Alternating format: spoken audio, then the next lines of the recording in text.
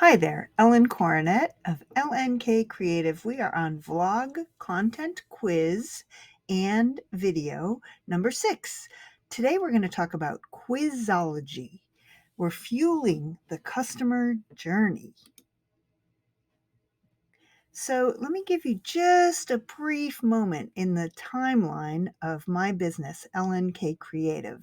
In the early 2000 teens, like 11, 12, 13, 14, somewhere around there, I was doing an awful lot of focus group moderating and creativity facilitation for large organizations. And I was designing and creating and using all kinds of ideation and gamification techniques that I had researched, studied, and applied. And I found in those focus group processes that I was able to get people from their habitual thinking, this is what I call it, the sort of the mentor mind, into their inspired thinking, which is what I call the muse mind. And I wondered, what if an interactive, results oriented instrument could replace these statistical models we've been using for decades to customize promotional outreach? So let me explain that a little bit. We would do these large multivariate studies with thousands of people, and then we would run cluster analyses and we would sort them into groups that seemed to go together. They had similar characteristics, they had similar attitudes, they had similar behaviors, and then we would advertise directly to that particular group. But what I saw time and time again was that those groups never really resonated 100% with any one person because nobody is an average. Nobody is a conglomerate. Nobody is one of those statistics. So I always sort of watched the companies kind of struggle with that, and they would still successfully run a lot of ad campaigns because you're giving a really strong message, you've got some really appealing images, and so on and so forth. You can definitely keep pulling people through the process and be quite profitable. But what I wondered was, as we were headed towards this new idea of personas, which was coming out of the user experience community, the online digital community was creating these personas without doing very much research at all. And I felt they were also missing the mark. They were way far on the other side of this spectrum. So, what I wondered was, could we create some sort of a survey instrument that didn't rely on statistics, but that made it more of an interactive show and tell? Like, here's what the brand is about. How do you fit with this brand? So that that customer could feel seen and heard. So that's where my idea came from. Now, in this series right now, we are on number 6, and so far I've covered the prep for creating these gamified kinds of quizzes or promotional campaigns. And we've talked in previous vlog posts about drilling down to the relevant and the meaningful, about the brand focus, getting that really clear and tight, and then about communicating what that customer journey is really about as a customer moves from their difficulties to the great solutions that you're providing for them. And then we talked a little bit about starting with the promotional languaging that could appeal to these people.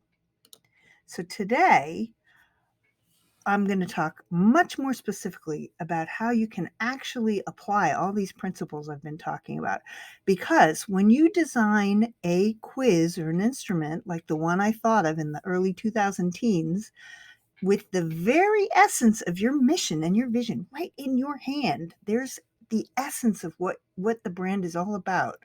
And you also take into account the customer's aspirations, not what they say they want, not how they think they're reacting or behaving, but what they really are reaching for or yearning for or trying to scratch through to find.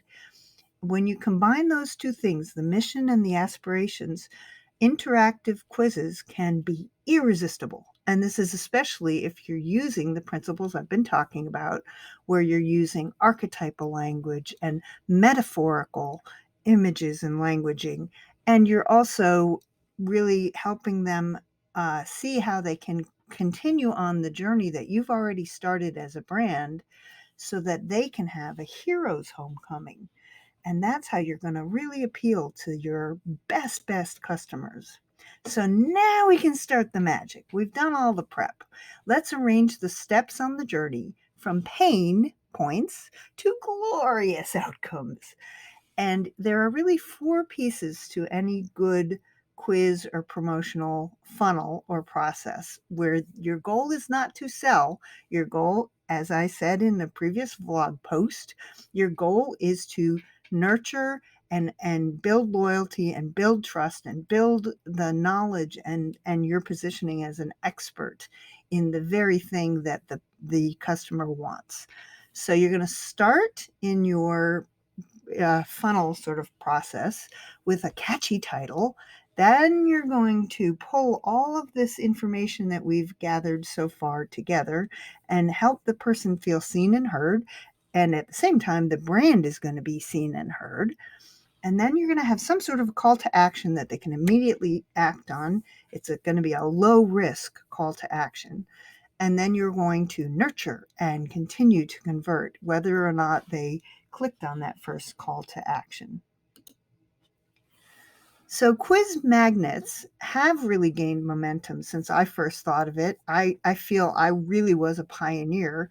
At the same time that I was kind of wondering about this potential idea, there were a number of other organizations and individuals kind of working on cracking the same nut. And one of them in particular ended up being pretty big in the coaching industry, in the life and business coaching industry. And then BuzzFeed was really gaining momentum at the time. So we were all kind of looking to them for, that's really interesting. Lots of people click on those things. I wonder if we can use them in our business processes. So sadly, what I've really found is that with this plethora of quizzes out there, they're usually multiple choice, checkbox, true, false style. They sort of try to trick you into fitting into the brand's idea or the creator's idea of who the different people are out there and how they might connect with somebody by just sort of throwing a dart and, oh, I hit one. Yay, I got one. But there's a lot of people who are going to be missed by that kind of question style because we don't exist in this black and white world. We are not checkboxes. We are not true false. We don't count up all the tick marks. We are very much on a spectrum and very much on a scaled kind of attitudinal continuum. So most of these quizzes that you'll find out there, the do-it-yourself platforms, are going to give you the promise of very high volume, but they're not really thinking about the quality of the response or the ability to convert. So I'm on a mission to change that. I want to infuse the creativity thinking that I've been studying for decades, the academic training that I've had, the corporate style methodologies I've used over all these years into high quality quiz making. And I'm already doing it. I've been doing it for a number of years. I have quite a few clients who have been very happy with their ability to communicate with people in a way they never could before.